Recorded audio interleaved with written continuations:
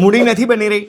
ચિંતા ના કરો, આ વિડીયોથી તમે સમજી જશો કે કઈ રીતે 5 વર્ષની અંદર આપણી મૂડી પણ બની જશે અને આ 5 વર્ષની બચતથી આપણે આજીવન એક ઇન્કમ સેટ કરી શકીશું. આપણે શું કરવાનું છે? દર વર્ષે 1.5 લાખ રૂપિયાની આપણે જરૂરત છે.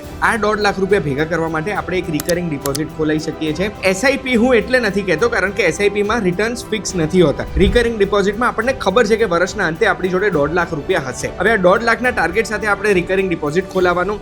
5 વર્ષના 5 ખોલાવવાના. હવે પહેલા વર્ષે આપણે 5 ખોલાવી દઈએ, જેનું ડ્યુરેશન અલગ અલગ હોય એવું બી કરી શકીએ, કે દર વર્ષની શરૂઆતમાં એક ખોલાવી દઈએ એવું પણ આપણે કરી શકીએ. આ 5 રિકરિંગ ડિપોઝિટ આપણે ખોલાવી દીધા. દર વર્ષે જે 1.5 લાખ રૂપિયા પાકે છે એ 1.5 લાખ રૂપિયાથી આપણે નેશનલ સેવિંગ સર્ટિફિકેટમાં ઇન્વેસ્ટ કરી દેવાનું. આ ઇન્વેસ્ટમેન્ટ 5 વર્ષે પાકશે એટલે આપણે 5 વર્ષમાં 5 વખત 1.5 લાખ રૂપિયા ઇન્વેસ્ટ કર્યા છે. છઠ્ઠા વર્ષે આ 1.5 લાખ રૂપિયાનું નેશનલ સેવિંગ સર્ટિફિકેટ પાકશે ત્યારે 2,20,000 રૂપિયા હશે. ત્યારે પૈસાની જરૂરત છે તો 70,000 કાઢીને 1.5 નું પાછું ઇન્વેસ્ટમેન્ટ કરી દેવાનું નેક્સ્ટ 5 વર્ષ માટે. અને અગર 70 ની જરૂરત નથી તો 2,20,000 તમે ઇન્વેસ્ટ કરી શકો છો. આનાથી લોંગ ટર્મ સુધી, લાઈફ ટાઈમ સુધી 1.5 ઇન્વેસ્ટ કરો છો તો એ પ્રમાણે રિટર્ન મળશે, કા પછી જે રિટર્ન સાથે ઇન્વેસ્ટ કરો છો એ પ્રમાણે મળશે. પણ ફિક્સ થઈ ગયું છે કે 5 વર્ષની મહેનતથી આજીવન એક સર્ટી પાકશે અને એ પાકશે ત્યારે આપણને એટલા પૈસા મળશે. આ વિડીયો એવા વ્યક્તિઓને મોકલજો જે એક જ વસ્તુ કહે છે કે ભાઈ મૂડી નથી બની રહી. આ મૂડી બનાવવાની સિમ્પલ ટેકનિક છે.